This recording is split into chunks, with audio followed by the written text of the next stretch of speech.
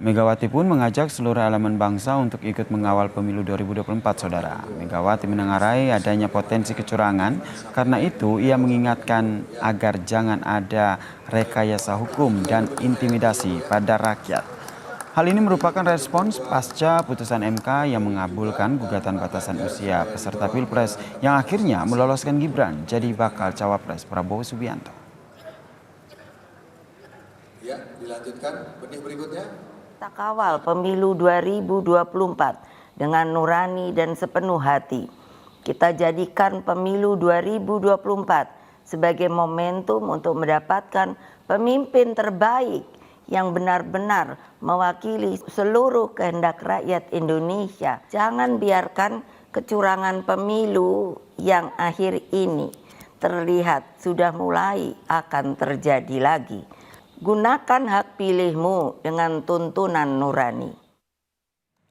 Ketua Umum PD Perjuangan Megawati Soekarno Putri ini mengatakan jangan biarkan kecurangan pemilu yang akhir ini terlihat sudah mulai akan terjadi, Saudara.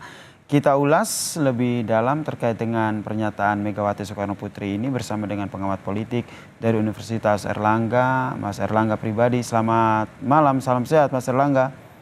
Malam, salam sehat Mas. Kalau kita dengarkan apa yang disampaikan oleh Megawati Soekarno Putri ini, jangan biarkan kecurangan pemilu terjadi. Yang Anda baca apa sebenarnya yang dikhawatirkan oleh Ketum PD Perjuangan Megawati Soekarno Putri ini? Ya, kalau kita lihat beberapa waktu terakhir rentetan proses-proses politik yang akan berindikasi pada kecurangan itu terlihat semakin lama semakin nyata. Bisa kita lihat misalnya mulai dari apa yang sudah diutarakan oleh Bu Megawati tentang misalnya kandidasi Mas Gibran Rakabuming yang memiliki persoalan kontroversi secara etis dan juga kemudian secara prosedur hukum di Mahkamah Konstitusi dan ternyata terbukti bermasalah. Dan ini kemudian sangat kuat sekali sinyalemen misalnya indikasi pemanfaatan penggunaan hukum sebagai alat kekuasaan.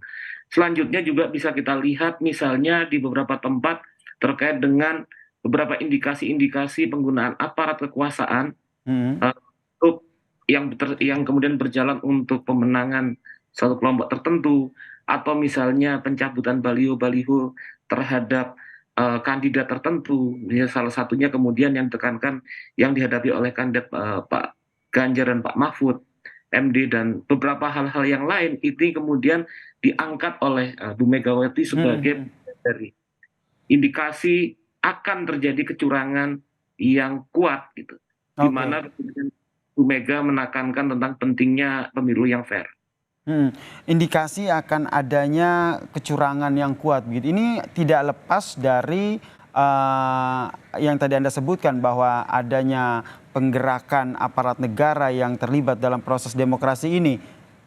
Ya, ya itu tekanan bahwa ini bukan saja bahwa ketika kekuasaan mendukung salah satu kubu dalam pilpres, tapi yang dikhawatirkan misalnya dari beberapa indikasi seperti pencabutan baliho dan presiden yang kemarin kemudian muncul terkait dengan konflik of interest dan penggunaan Mahkamah Konstitusi bagi kepentingan kekuasaan dan banyak lagi hal yang lain, ini mengindikasikan keterlibatan aparat kekuasaan yang kemungkinan akan berlangsung pada saat pilpres akan dilakukan ataupun pemilihan legislatif.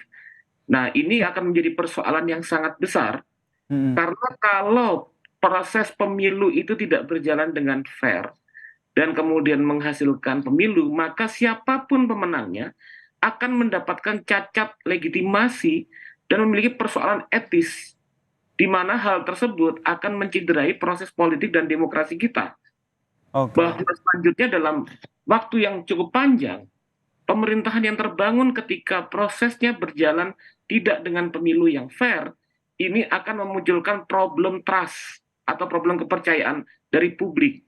Nah, saya pikir bahwa ini bukan hanya persoalan politik partisan, tapi apa yang diutarakan oleh Bu Megawati sebagai bagian dari keresahan publik.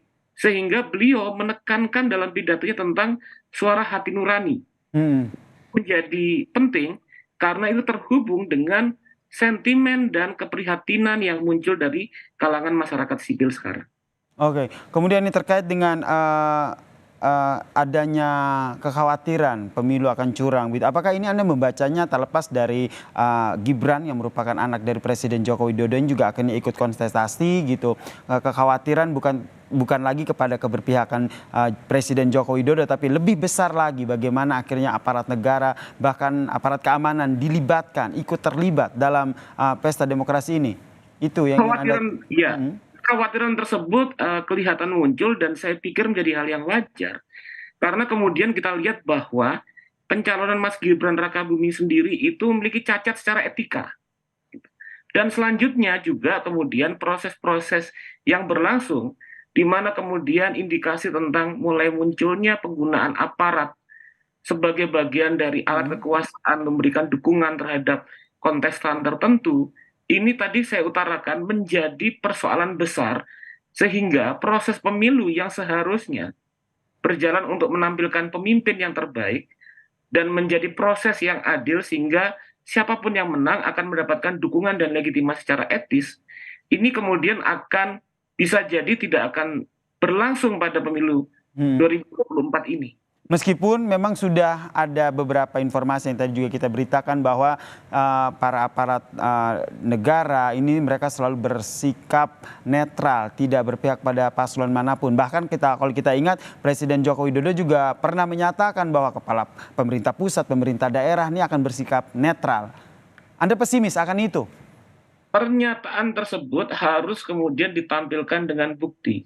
Dan suatu proses pembuktian itu harus melibatkan juga kontrol dan juga kemudian keterlibatan dari masyarakat sipil untuk terlibat dalam proses pemantauan pemilu. Sehingga kemudian bahwa itu tidak hanya diucapkan melalui pernyataan-pernyataan saja, tapi bahwa kepastian hukum dan kemudian terjaminnya hak-hak politik dan hak sipil dari masyarakat untuk terlibat dalam pemantauan dan kontrol terhadap pilpres ataupun pileg itu menjadi suatu hal yang sangat-sangat penting kemudian untuk menjamin pemilu ini tidak seperti yang kita khawatirkan. Oke, kita berharap ya kekhawatiran akan adanya kecurangan di pemilu ini tidak terjadi dan tidak hanya pemerintah pusat tapi kita sendiri juga, kita sebagai warga juga ikut mengawal ya pesta demokrasi ini ya. Terima kasih. Terima kasih. Diungkapkan oleh ya, terima kasih. Oke, terakhir boleh singkat saja tadi. Jadi yang ingin?